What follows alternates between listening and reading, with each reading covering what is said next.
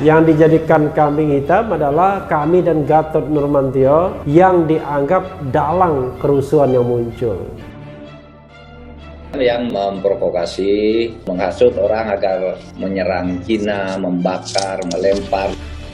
Ya, yang rusuh-rusuh itu ya, itu memang ada dan ada catatan-catatan pertemuannya, bahkan ada penyebutan uang.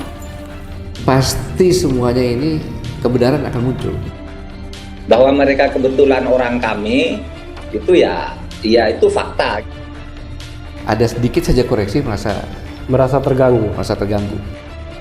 Ketika nama kami muncul itu kan karena tadi ada WA-nya itu di antara mereka menyebut kami ini, kami itu. Jadi tidak ada yang baru juga sehingga kita tidak tertarik gitu bahwa kami ini yang harus dibidik.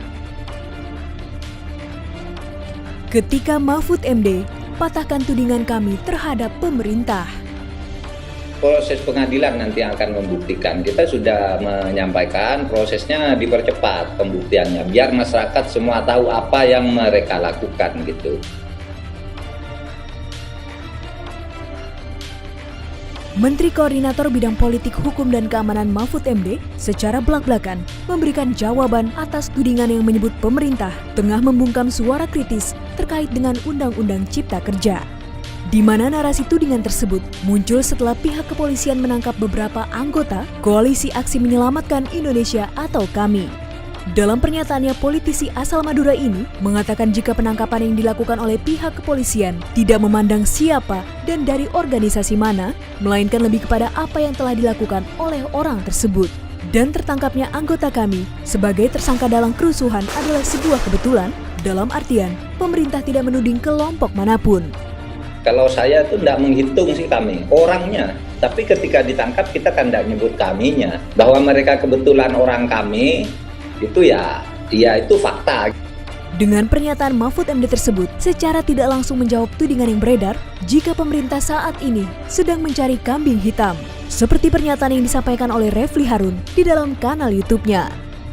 Yang dijadikan kambing hitam adalah kami dan Gatot Nurmantio yang dianggap dalang kerusuhan yang muncul. Tidak hanya dalam tudingan yang terkait dengan kerusuhan Undang-Undang Cipta Kerja saja, mantan Ketua MK ini juga menjawab tudingan jika pemerintah sekarang ini merasa terganggu atas keberadaan kelompok kami dengan segala kritiknya, sebagaimana yang diutarakan oleh Presidium kami, Gatot Nurmantio. Dalam pernyataannya, Gatot menyatakan jika kemunculan kami telah mengganggu kenyamanan pemerintah saat ini dengan segala kritikan dan tuntutan yang menurutnya dari suara hati nurani rakyat.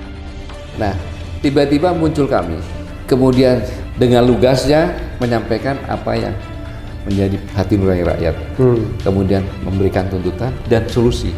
Kalau orang sudah hidup dalam kekuasaan yang tanpa ada koreksi apapun juga, ada sedikit saja koreksi merasa terganggu. Terkait dengan pernyataan tersebut, Mahfud menjelaskan jika pemerintah sebenarnya tidak tertarik dan merasa terusik dengan adanya kelompok kami ini. Sebab menurutnya tidak ada hal baru dari semua kritikan yang disampaikan oleh kelompok kami yang didirikan oleh Gatot dan kawan-kawannya itu. Sehingga tidak ada lagi alasan bagi pemerintah untuk membidik kelompok yang baru berdiri tersebut. Jadi tidak ada yang baru juga sehingga kita tidak tertarik gitu bahwa kami ini yang harus dibidik, orangnya saja bahwa kebetulan sekarang sedang ikut kami. Selain itu, Mahfud juga menanggapi tentang narasi yang mengatakan jika dalam pemerintahan Jokowi telah mengalami kemunduran dalam menyerap segala aspirasi jika dibandingkan dengan pemerintahan Presiden ke-6 Susilo Bambang Yudhoyono atau SBY.